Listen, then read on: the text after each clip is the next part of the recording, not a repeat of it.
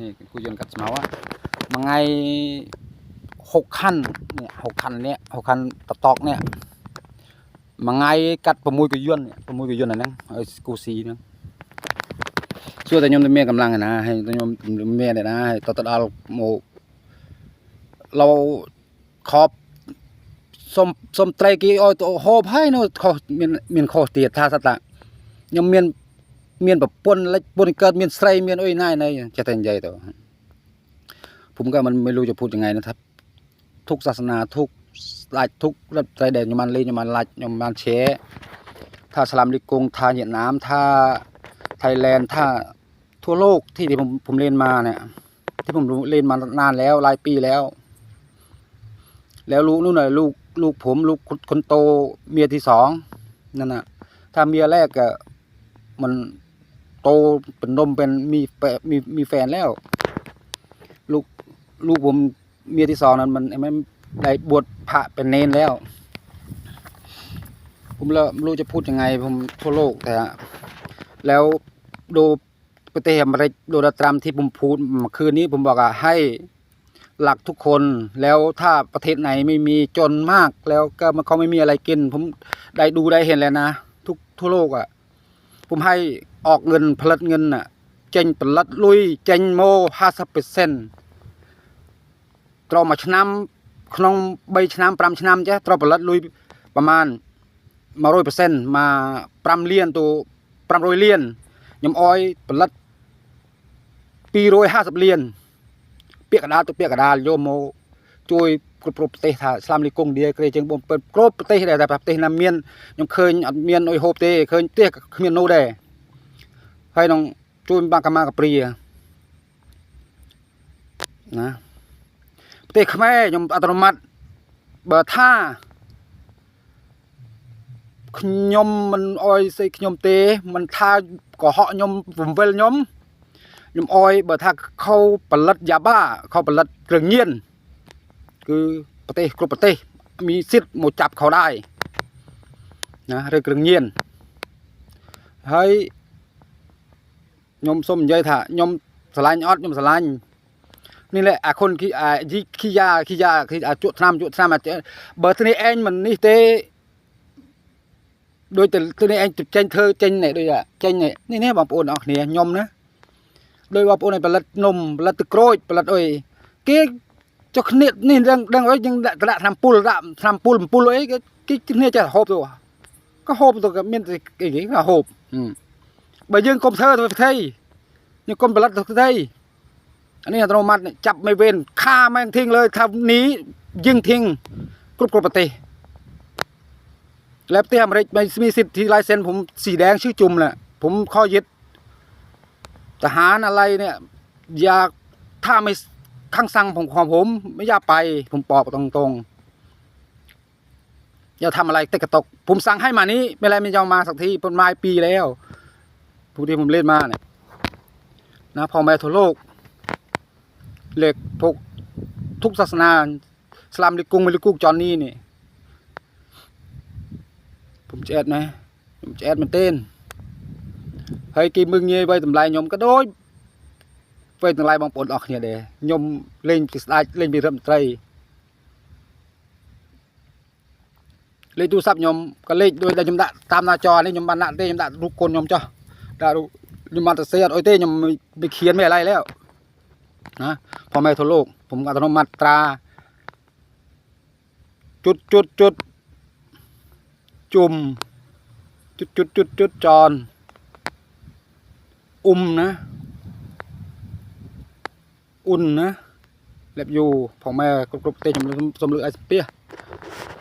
เนี่ยโดยนำไปจุดเจ้เบย์บองโอนมันเธอมันนี่ยมตัวเธอกันแล้วเธอเจนไปอันก็จะไปเจ้ฮะจั่วนี่แหละคาไม่เว้นเลยที่ถ้าตุ้ยถ้าทมถ้าคนไม่เท่าไอ้อ้อยนั่นเธอเจนเธอเธอกรึงเงียนก็คือจะจับอันคือสำหรับจอละบ่มดักกุกสำหรับจออย่างเวดักกุกมาจะเวทคือสำหรับจอนั่นเองให้ทหารที่เฮียนตีขแม่เนี่ยยมจ้องมือตีเบอร์เนี่ยทอมโมโอ้เจ๊โอ้เธอเองฟัดเฟยนะนักเนนดอปีเนี่ยทอมตัวบัด โยสราใบจุยเด้กรุบประเทศกรุบเคลียเนี่ยใบจุยเพราะบ้านลุยคุยพัดเดินเนี่ยตัวไอ้เขมรตัวไอ้เต้ใบเต้นะเฮ้ยเรื่องใดชลีเนี่ยเรื่องใดชลีหาเรื่องสนอพลาวเนี่ยเธอโดยอ้าย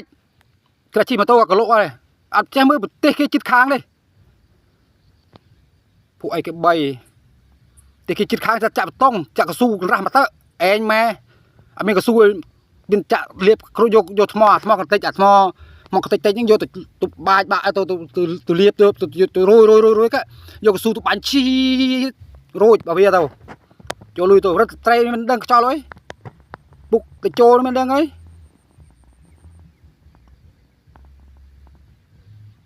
เฮียนเลยนี่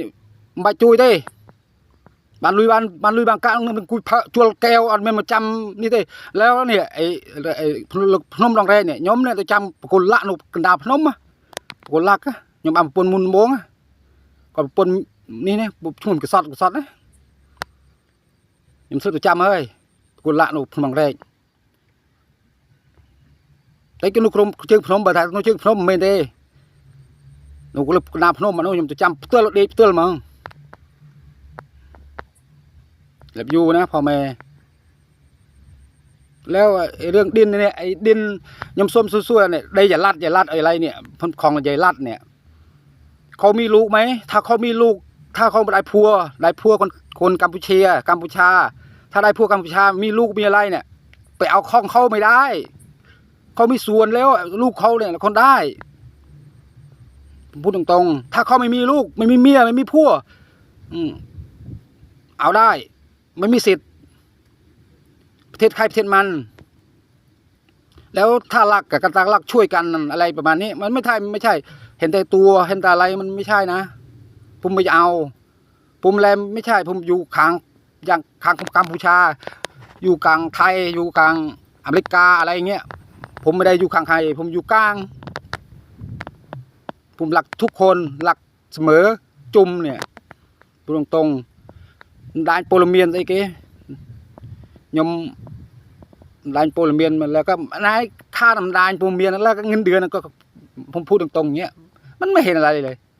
ผมขอยกมือไหว้$1ผม